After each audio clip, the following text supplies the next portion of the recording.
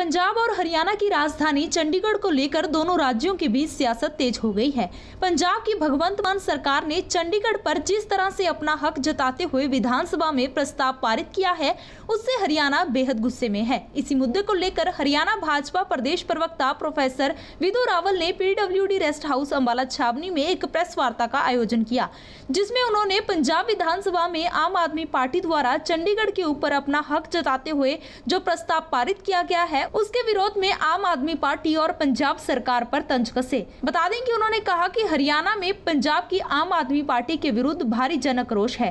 केंद्र शासित प्रदेश चंडीगढ़ को हड़पने के लिए जो आक्रोशपूर्ण शब्दावली का इस्तेमाल किया गया है, उसकी हरियाणा भाजपा घोर निंदा करता है।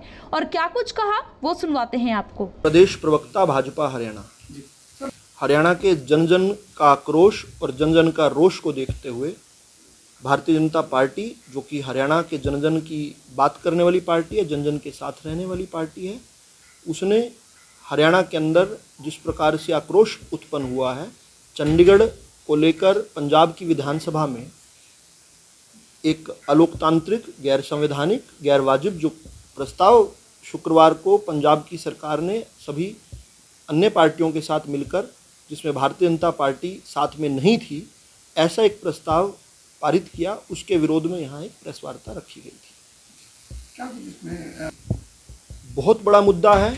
एक ही मुद्दा है कि हरियाणा का हक और हरियाणा का हकूक नहीं छीना जा सकता। पंजाब की इस प्रकार की कुचेष्टा, पंजाब के सियासतदानों की इस प्रकार का दुस्साहस, हरियाणा का जन जन इसका विरोध करता है।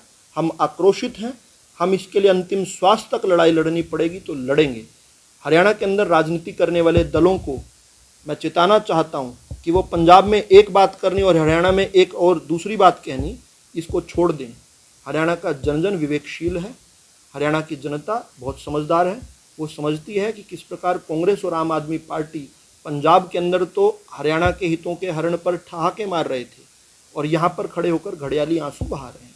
अगर वो वास्तव में हरियाणा के साथ हैं तो वो अपनी या तो पार्टी के नेतृत्व को कहें कि पंजाब के उन विधायकों पर कार्रवाई करें, उनको बर्खास्त करें, और या तो खुद वो यहाँ पर हरियाणा से इन पार्टियों से दूर हो जाएं, इन पार्टियों से खुद को अलग करें।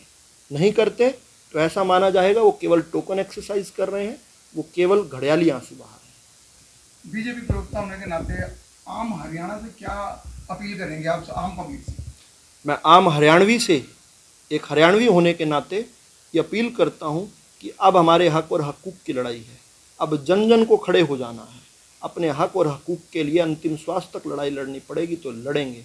हम लोग अपना हक छोड़ने वाले नहीं हैं। आने वाली पीढ़ियां हमें याद करेंगी जब हम अपने हक के लिए लड़े थे। कल कैबिनेट भी बनाई गई है, उसके बाद क्या कुछ बीजेपी इसके अंदर कर सकती है? कल विधानसभा का विशेष सत्र बुलाया गया है, जिसमें चंडीगढ़ के अन्यायपूर्ण, गैर संवैधानिक और नाजायज़ जो प्रस्ताव चंडीगढ़ ने पारित किया और उसका धमकी भरा जो उसका मजमा था, उसका विरोध किया जाएगा, उसके निंदा प्रस्ताव पारित किया जाएगा। और चंडीगढ़ हरियाणा की राजधानी थी, हरियाणा की राजधानी है और हरियाणा की राजधानी रहेगी। 2014 में हम सत्ता में आए, तब से ही हमने SOL पर काम शुरू किया। उससे पहले का भी मेरे पास टाइमलाइन पूरी की पूरी पड़ी हुई है। किस प्रकार से हम 10-10 साल तक कांग्रेस की सरकार के दौरान, जब केंद्र में भी कांग्रेस की सरकार थी, पंजाब में भी कांग्रेस की सरकार थी और हरियाणा में भी कांग्रेस की सरकार थी, 10 वर्ष तक प्रेसिडेंशियल रेफरेंस पर किसी ने कोई चींटी भी नहीं चलने दी, धूल जमती रही। हम नवंबर 2014 में सत्ता में आए, फरवरी 2015 में हमने कार्रवाई शुरू करवाई और हमारे अथक प्रयासों द्वारा, हमारे कमेंडेबल एफर्ट्स द्वारा मार्च 2016 में प्रेसिडेंशियल रेफरेंस पर सुप्रीम कोर्ट में कार्रवाई शुरू हुई। अक्टूबर आते आते हमने हरियाणा के हक में फैसला लिया। इसके लिए अनेक बार हरियाणा के बहुत सारे प्रतिनिधिमंडल मिले, चाहे विपक्ष को लेकर मिलना हो, चाहे भाजपा के नेताओं को लेकर मिलना हो, चाहे केंद्र के मंत्रियों को साथ जाकर हरियाणा के मंत्रिमंडल को मिलना हो, चाहे सभी विधायकों को मिलना हो, चाहे अलग अलग सोशल इन्फ्लुएंशियल ग्रुप को लेकर मिलना हो, चाहे किसानों को लेकर मिलना हो। हमने हर प्रकार से प्रयास करके माननीय राष्ट्रपति जी, माननीय प्रधानमंत्री जी, तत्कालीन गृह मंत्री जी राजनाथ सिंह जी, उनसे हमने निवेदन किया और उन्होंने सॉलिसिटर जनरल के तहत सुप्रीम कोर्ट को कहा कि 10 साल तक इस पर कोई कार्रवाई नहीं हुई, इस पर सुनवाई शुरू हो। मार्च 2016 में सुनवाई शुरू हुई और अक्टूबर 2016 में उसका नतीजा भी हमने अपने हक में ले आए। उसके बाद भी हम वहाँ नहीं रुके, हमने तुरंत सुप्रीम कोर्ट की जो 2002 और 2004 वाले जो आदेश हैं उनकी अनुपालना के लिए एग्जीक्यूशन की फाइल की, और वो एग्जीक्यूशन का भी जो आदेश है अपने हक में लेकर आए। अब केवल पंजाब की हट है, उस हट को भी नहीं चलने दिया जाएगा। 2014 से पहले यानी 1966 से लेकर 2014 तक के 48 साल एक तरफ, और 2014 के बाद से आज जब मैं और आप बात कर रहे हैं 4 अप्रैल 2022 ये एक तरफ। तराजू में तोलकर देख लीजिए, पलड़ा इन 7 सालों का भारी मिलेगा उन 48 सालों से। कि जब कोई व्यक्ति हल्का हो जाता है, जब उसकी बात की कोई कदर नहीं रह जाती है, जब उसकी बात में कोई वजन नहीं रह जाता है, जब उसकी कोई सुनता नहीं है, तब वो गाली और गलौज पर उतरता है। सुशील गुप्ता जी ने हरियाणा के 2 बार चुने हुए मुख्यमंत्री जी के बारे में जो अपशब्द कहे, हम भी उनके बारे में कह सकते थे, लेकिन हम नहीं कहेंगे कि सुशील गुप्ता जी केजरीवाल की बहू हैं। हम कतई नहीं कहेंगे कि सुशील गुप्ता जी केजरीवाल की बहू हैं। हम क्यों कहेंगे कि केजरीवाल की बहू हैं? हमारे ऐसे संस्कार नहीं हैं, हमने ये नहीं सीखा।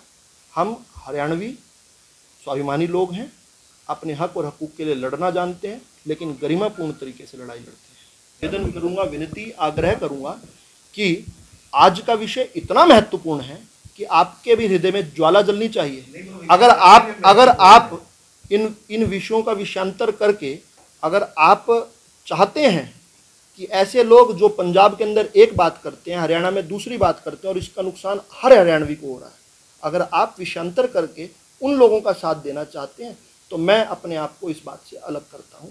आज हरियाणा की बात होगी, हरियाणा के हक और हकूक़ की बात होगी, उसके लिए हम अंतिम छोर तक भी लड़ने जाएंगे, अंतिम श्वास तक भी लड़ाई लड़ेंगे।